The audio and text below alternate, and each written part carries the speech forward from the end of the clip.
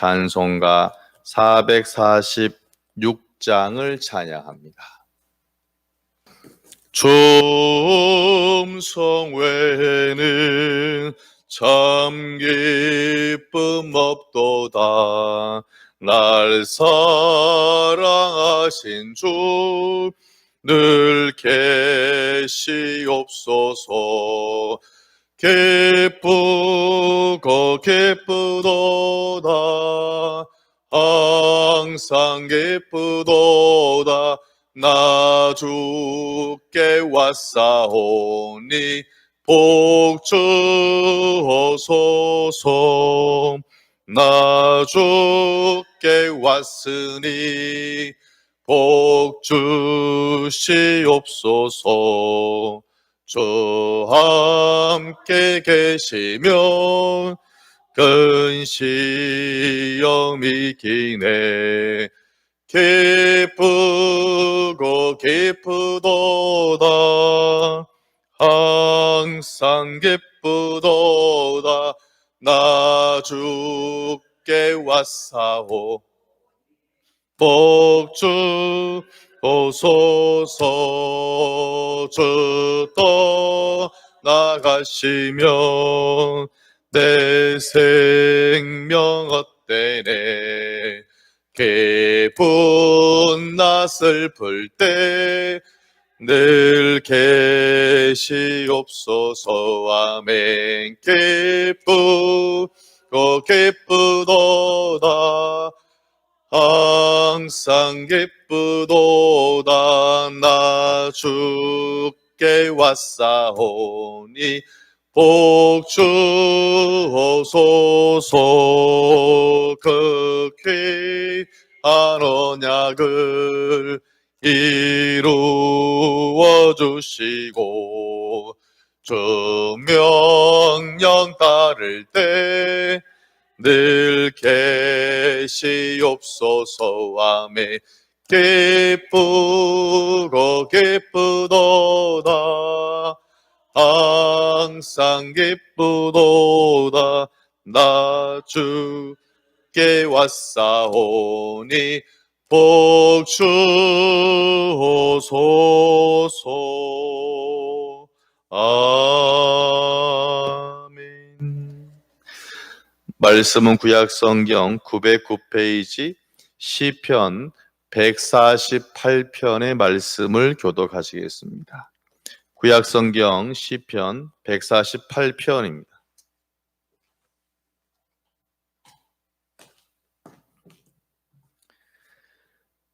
천천히 찬양하겠습니다.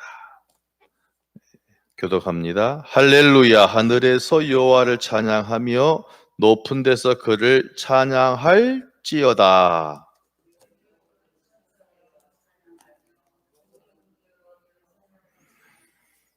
해와 달아 그를 찬양하며 밝은 별들아 다 그를 찬양할지어다.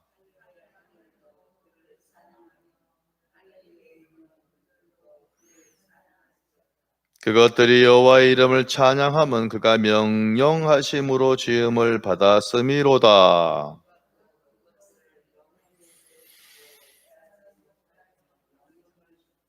너희 용두라 바다여 땅에서 여호와를 찬양하라.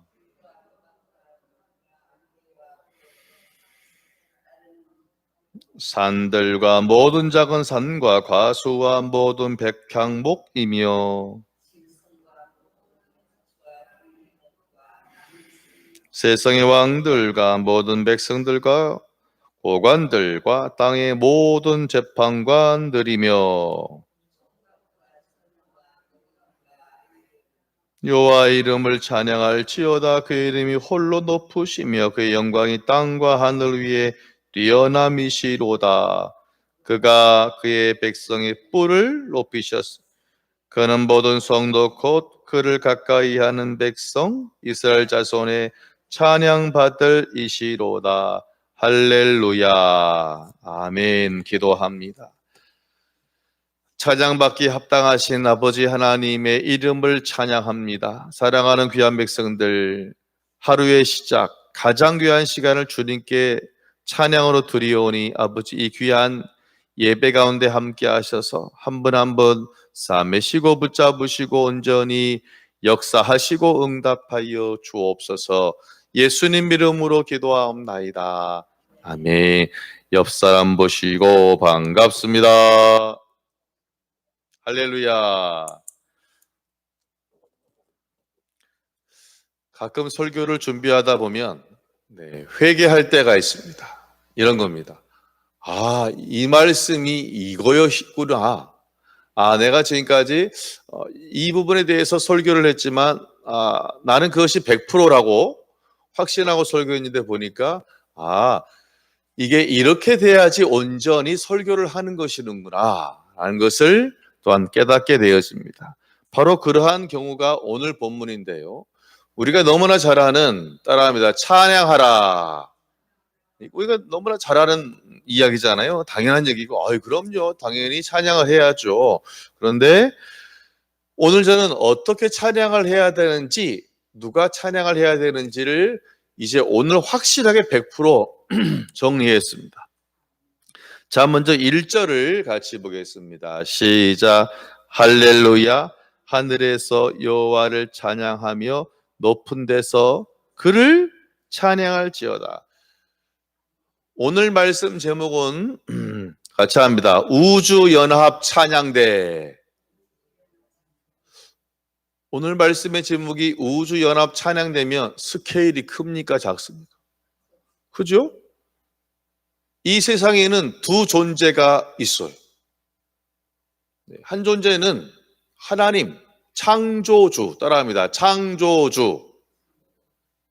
창조주는 만드신 분이란 말이에요. 그러면 창조주 반대는 뭐가 있을까요? 피조물. 그렇죠? 창조주는 만드신 분이고 피조물은 만들어진 존재를 피조물이라 합니다. 자, 이제 이것은 우리가 의의가 없죠? 이건 가장 기본적인 것이에요.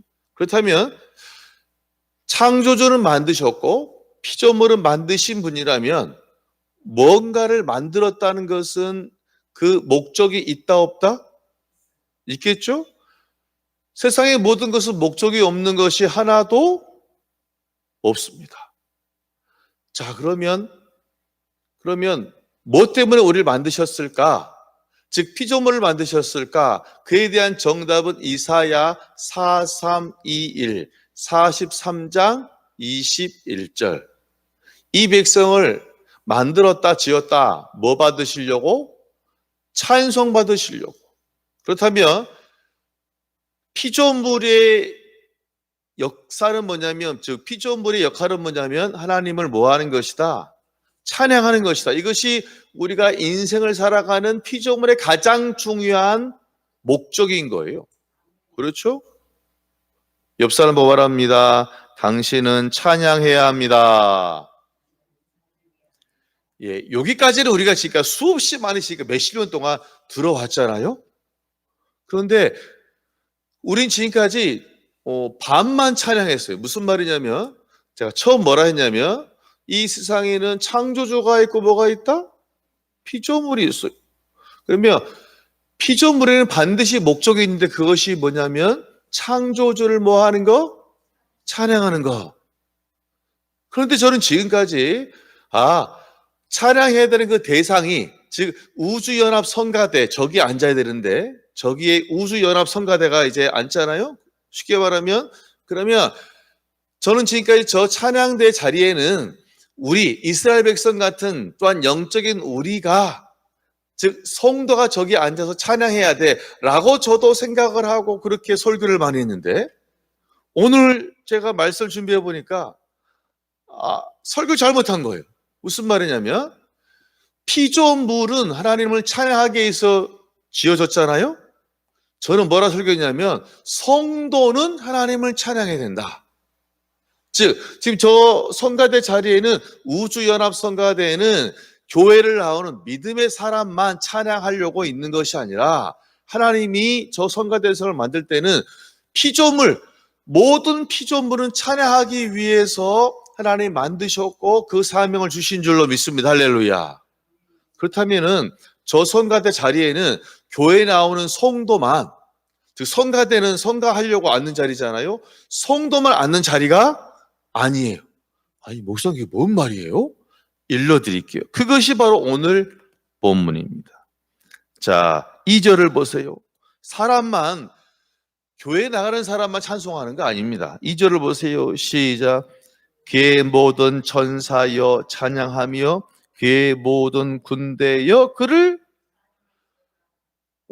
천사도 찬양해야 된대요. 자 보세요. 피조물을 세 개로 나누자면 사람이 있습니다. 맞습니까? 틀립니까? 그리고 능력은 있지만 좀 사람보다 못한 존재 누가 있습니까? 천사가 있어요. 천사도 흠모하겠네. 자, 사람이 있고 천사가 있고 세 번째로 자연이 있어요. 전 지금까지 그래 교회 나오는 사람만 열심히 그 중에서 하나님을 찬양해야 돼.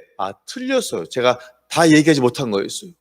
찬양의 자리에 누가 앉아야 되냐면 사람도 앉고 지금 저 자리에 사람도 3분의 1 앉고 그 다음에 천사도 3분의 1 가운데쯤이 앉고 이 세상 창조물 하늘도 땅도 바다도 별들도 저 자리에 앉아야 되는 줄로 믿습니다. 할렐루야. 그것이 바로 오늘 148편의 핵심이에요. 즉 찬양하는 것이 꼭 예수 믿는 사람 그 사람들만이 아니라 천사도 찬양해야 되고 이 땅에 창조된 하늘, 달, 별 심지어 나무까지 꽃들까지도 하나님을 찬양해야 한다는 거예요. 2절에 나와 있는 천사를 보면 가끔 성경에 등장한 천사가 있어요. 제가 4개를 예를 들어보면 내 존재를 같이 합니다. 미가엘. 요 반죽이 회사가 또 미가엘도 있어요. 미가엘이라는 천사는 누구냐? 천사들의 대빵. 하나님의 명령에 따라서 군대 장관처럼 가서 모든 일을 하는 큰 일을 하는 장관, 천사들의 대장의 미가엘 천사입니다. 하나님의 명령을 수행하는 그런 존재가 되고 같이 합니다. 가브리엘. 이 사람은 대변인, 소식을 알려줘요. 잉태할 것입니다. 아이를 낳을 것입니다. 그런 이제 보통 소식을 전하는 천사가 가브리엘이라고 그러고 이제 스랍이라 그래서 천사들의 군대를 말합니다. 스랍. 그리고 이제 그룹은 뭐냐? 하나님 법궤 위에서 법궤를 소화하는 하나님의 거룩함을 소화하는 천사를 바로 그룹이라 그래요. 자, 그런데 천사가 또 그렇다고 이렇게 다 좋은 천사만 있는 것은 아니에요. 베드로후서 2장 4절 제가 읽어드릴게요. 하나님이 범죄한 천사들을, 어떤 천사? 범죄한 천사들을 용서하지 아니하시고 지옥에 던져 어두운 구덩이에 두어 심판 때까지 지키게 하셨으니. 자, 여러분 보세요. 제가 저 성가대석에 세 존재가 앉아야 된다 그랬어요. 사람이 앉아야 돼요. 가운데 누가 앉아요? 천사가 앉아야 돼요. 그런데 그렇다면 천사가 하나님을 찬송하는 것이 맞는 줄로 믿습니다. 그런데 찬송해야 될 천사가 타락을 했어요. 교만해요. 내가 찬송받을 거야 라고 해서 범죄한 천사들이 생겼으니 그 대장이 바로 루시퍼라고 우리가 이제 말하는, 즉 사탄이요. 사탄 같이 합니다. 사탄. 이 악한 자들의 계보를 보면 사탄이 맨 위에 있어요. 그 밑에 이제 마귀들이 있어요. 마귀들. 그리고 이제 그 밑에 우리가 흔히 말하는 귀신 있잖아요. 귀신 들려서 그렇게 이렇게 딱 되어 있는 것입니다. 슬픈 것은 뭐냐면 천사가 바로 옆에서 하나님을 찬양해야 되는데 그들이 교만하여서 그들이 튀어나온 존재들, 그 존재들은 또 성도들을 넘어뜨리고 그렇죠. 시험 들게 하고 하나님의 사랑에서 멀어지게 하려고 얼마나 많이 수고하고 애를 쓰는지 몰라요. 참 슬픈 일. 결국 이제 인류 역사의 마지막 때 그들이 큰 징계를 당하게 된다고 요한계시록은 분명하게 이야기하고 있습니다. 자, 제가 이쯤 설교하다 보니까 어떤 복음 선거가 떠올랐냐면 작년에 한 진짜 많이 불렀던 찬양, 심지어는 어린이집 아이들도 그냥 엄마 아빠 교회 나가면 그냥 이걸 부르는데요. 꽃들도 구름도 바람도, 아시죠? 찬양하라, 찬양하라. 사람만 찬양하는 것이 아니라 천사도 찬양을 하고, 그리고 창조물인 이 세상의 하늘, 달, 별, 모든 나무, 꽃들까지, 바람까지도 하나님을 찬양해야 될 줄로 믿습니다. 왜냐? 피조물이거든요, 피조물. 자, 3절을 제가 읽어드릴게요. 해와 달아 그를 찬양하며 밝은 별들아 다 그를 찬양할지어다. 하늘의 하늘도 그를 찬양하며 하늘 위에 있는 무엇도 물들도 궁창도 그를 찬양할지어다. 5절에 이유가 있어요. 같이 보겠습니다. 시작. 그것들이 여호와 이름을 찬양해야 하는 이유는 그가 명령하심으로 지음을 받았음이로다. 거기다 별표를 꼭 야해 놓으세요. 이것이 오늘 핵심입니다. 사람이 찬양을 해야 되고 천사가 찬양을 해야 되고 이 창조물, 하늘, 달, 바람, 별, 그리고 나무, 꽃들도 찬양을 해야 되는 이유는 간단합니다. 피조물이기 때문이고, 피조물은 뭐냐? 하나님이 찬양하라고 지었거든요. 그러니까 찬양하기 위해서 살아가는 것은 선택이 아니라 필수다. 그래, 오늘 제가 이제 이렇게 말씀을 준비하다 보니까 하나 새로운 개념이 떠올랐어요. 여러분 보세요. 그렇다면 찬양하는 것이 교회에 나오는 사람만 성가대에 앉을 자격이 있다고요? 아니에요. 사람이라면, 즉 이 세상의 모든 피조물은 저 연합, 우주연합 성가대 자리에 앉아야 될 자격이 있는 줄로 믿습니다. 맞아요, 틀려요? 그게 맞는 말이에요. 그러면 불신자라는 게 있잖아요. 믿지 않는 사람. 그럼 불신자가 뭐냐?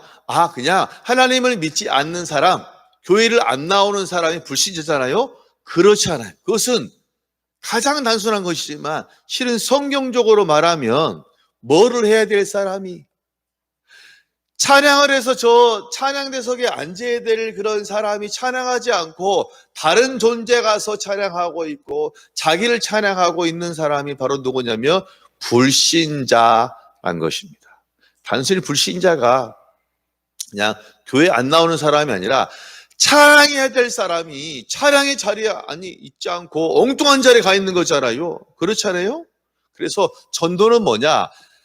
찬양해야 될 사람이 다른 데 가서 엉뚱하게 지금 딴짓거리하고 있는 것을 우리가 가서 알죠.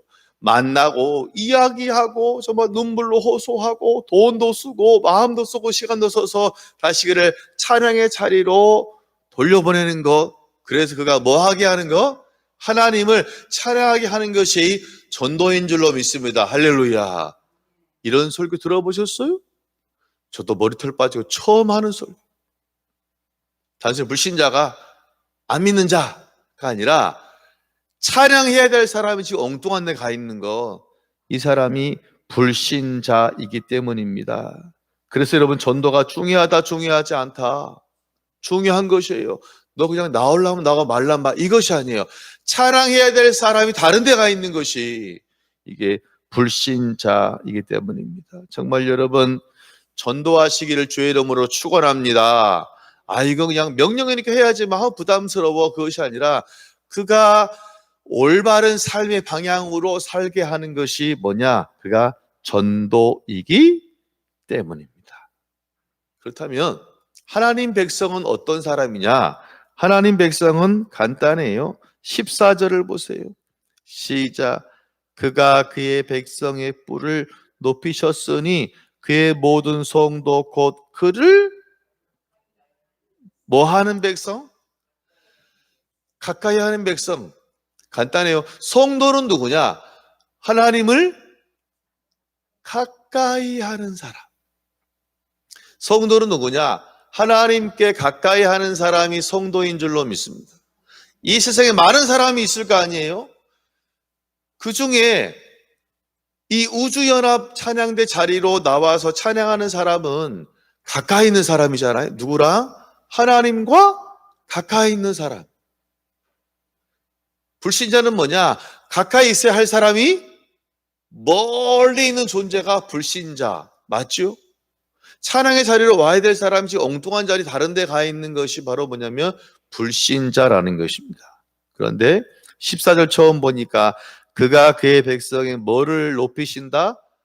뿔을 높이신다. 같이 합니다. 은혜를 주신다.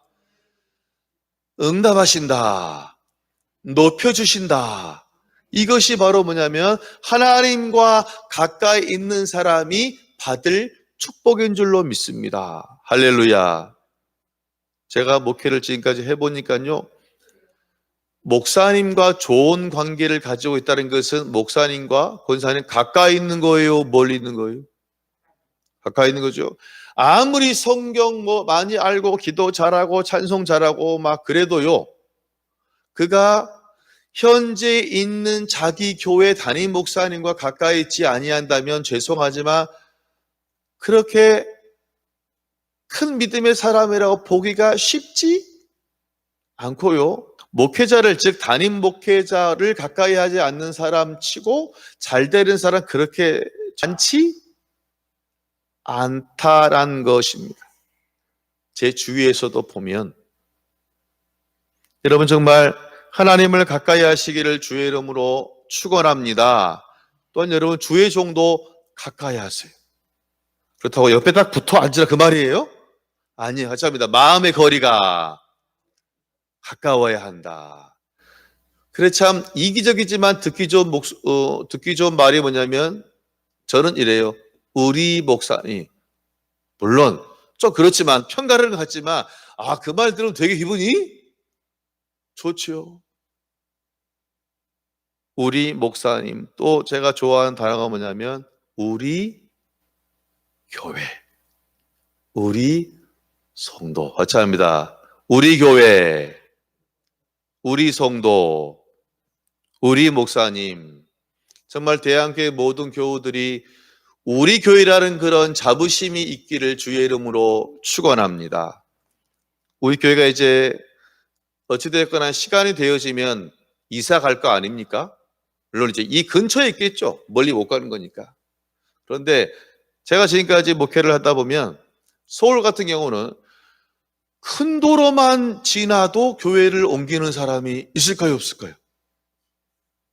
이해가 안 되잖아요. 우리가 볼 때는 신기해요. 바로 교회가 한 100m 안에 있다가 한 큰 도로만 지나잖아요. 이사를 가잖아요. 본인이 가거나 아니면 반대가 되거나 그러면 실제로 제가 지금 있었던 교회를 보면 큰 도로로 가는 순간 교회를 다른 데로 옮겨버리는 사람이 실제로 있습니다. 그 말은 뭐냐면 내 교회다, 내 교회가 아니었다, 내 교회가 아닌 거예요. 그래 어떤 사람 보면 100명이 있고 1000명이 있고 10,000명이 있으면 어떤 사람 진짜 내 교회라는 그런 마음을 가지고 살아가는 사람도 있지만 어떤 사람 그냥 옆에 있으니까 가까우니까 그런 사람도 있을까요? 없을까요? 있어요. 그럼 참 이제 마음이 아픈 거예요. 여러분 정말 내 교회라는 그런 마음으로 평생 살아가시기를 주의 이름으로 축원합니다. 그렇잖아요? 전세가 아니라 정말 내 집이라는 그런 마음으로 살면 얼마나 신앙생활이 기쁜지 몰라요. 힘을 써야 하는 거예요. 그렇죠? 가까이 하려고 힘쓰고 애써야 하는 것입니다. 그래서 저는 이제 앞으로 우리 교회가 이제 언제쯤 이사 갈지 모르지만 이사 가게 되어지면 정확한 것은 요 근처는 아닐 거잖아요. 여기서 1분 거리는 될 수가 없잖아요. 개발을 해야 되니까 저는 이제 그때부터는 차운행을 제가 하려고 지금 마음을 먹었습니다. 그래서 하여튼 교우들이 마음만 있으면 운행을 해서 수요일이든 우리가 새벽이든 그 외의 날은 당연하고요. 정말 여러분 하나님을 가까이 하시기를 주의 이름으로 축원합니다. 그래서 이사야 55장 6절은 말합니다. 너희는 여호와를 만날 만한 때 찾으라. 가까이 계실 때 그를 만나라. 할렐루야. 하나님을 가까이 하라는 거예요.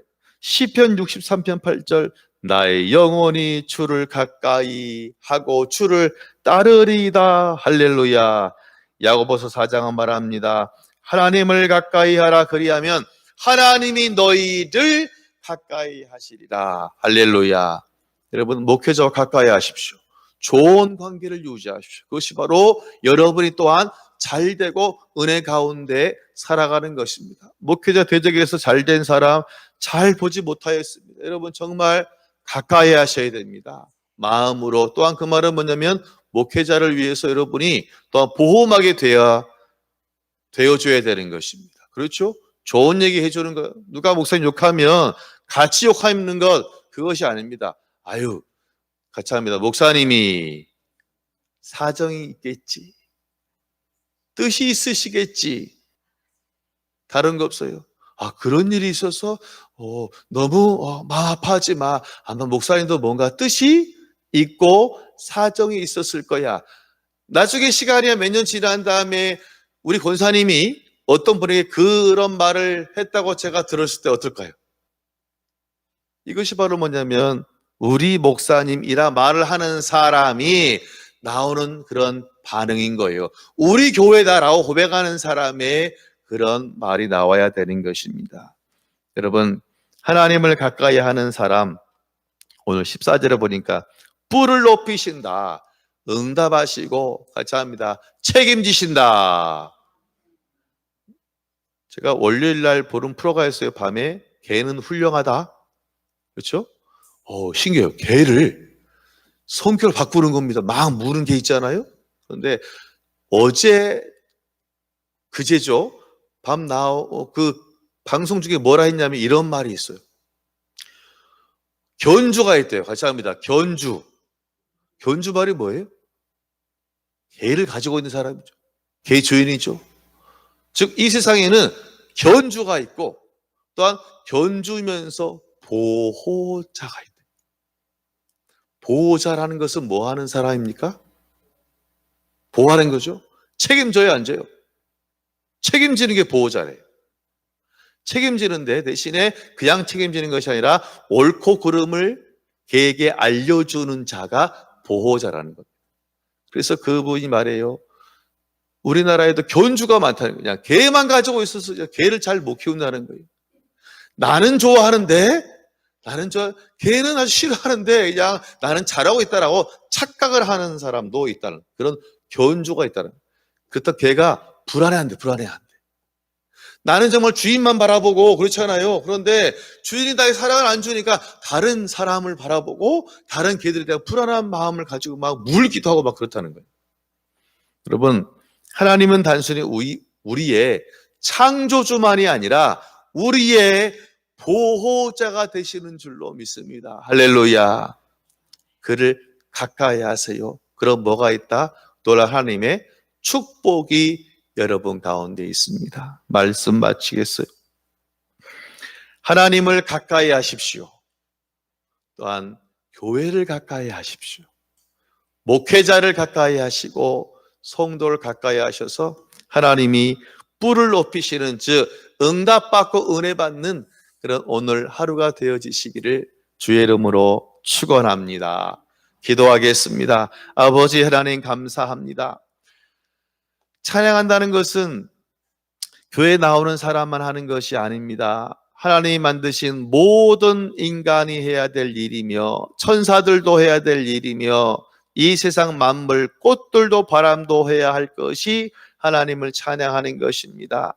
우리가 찬송한다는 것은 하나님과 가까이 있는 것인데 하나님은 우리에게 가까이 있으면 내가 뿔을 높여주겠다, 응답하겠다 약속하셨으니 아버지 약속하신 대로 정말 예배를 사모하며 예배하는 인생을 살기를 소망하는 모든 교우들 주님 뿔을 높이시고 온전히 함께 하시사 강건함을 더하시고 치료하시고 물질을 허락하시고 가정을 하나의 아름다운 회복으로 사랑으로 행복으로 주님 만들어 주옵소서. 모든 걸 주님께 맡기오며 예수님 이름으로 기도하옵나이다.